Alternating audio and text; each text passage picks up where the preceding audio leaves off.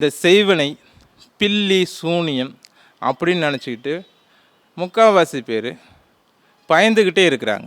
நமக்கு இவன் வச்சுட்டானோ அவன் செஞ்சுட்டானோ என்ன நடக்குதோ நம்ம குடும்பம் ஏன் இப்படி போயிட்டுருக்கு, தங்களுக்குள்ளேயே பில்லி சூனியம் வச்சுட்டாங்க, நம்ம பகையாளி வச்சுட்டாங்க, எதிராளி வச்சுட்டாங்கன்னு நம்பிக்கிட்டே இருப்பாங்க. இவங்க பார்த்திங்கன்னா ஒரு பரிகாரம்னு சொல்லக்கூடிய வகையில் இவங்களுக்கு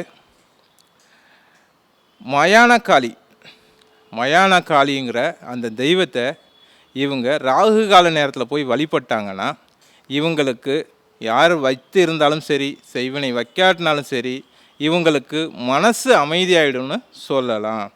இந்த கிரக சேர்க்கைகள் இருந்தால், பின்வரும் கிரக சேர்க்கைகள் இருந்தால் இவங்க இந்தந்த தெய்வத்தை வழிபட்டாக்கா அவங்களுக்கு இந்த செய்வினை பயம்ன்றது போயிடும். நீங்கள் அதிகம் செலவு பண்ணால் ஒரு தீபம் ராகு கால நேரத்தில் ஏற்றுங்க. இந்த ராகு காலம் எந்த கிழமையிலங்கிறது பார்த்திங்கன்னா உங்கள் ஜாதக அமைப்பில் அந்த கிரகத்தை எடுக்கணும், அந்த கிழமையை எடுக்கணும்.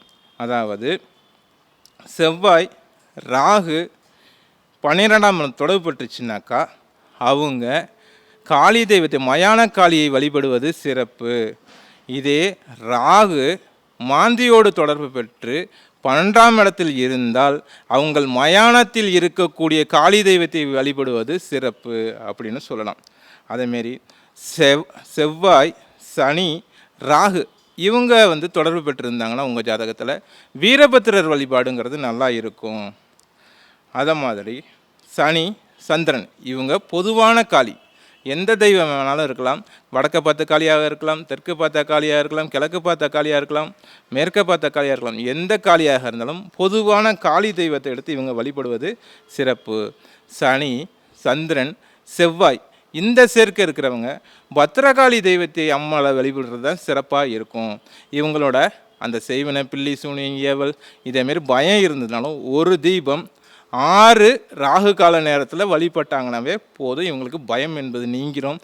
எந்த ஒரு பிரச்சனைனாலும் இவங்களுக்கு படிப்படியாக குறைய ஆரம்பிச்சிடும் அப்படின்னு சொல்லலாம்.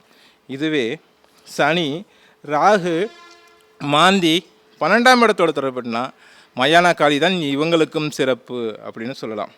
சனி ராகு ஆண் வீட்டில் இருந்துச்சுன்னா அவங்க காலபைரவரை வழிபடுறதும், இதே பெண் வீட்டில் இருந்துச்சுன்னா காளி தெய்வத்தை வழிபடுறதும் நல்லா இருக்கும் அப்படின்னு சொல்லலாம். சனி சந்திரன் ராகு இந்த 3 கிரகங்கள் சேர்க்கைப்பட்டிருந்தால் இவங்க துர்க்கை அம்மனையும் சாமுண்டியையும் வழிபடுவது சிறப்பாக இருக்குன்னு சொல்லலாம். இது ராகு கால நேரத்தில் 6 வாரங்கள் வழிபடுவது சிறப்பு.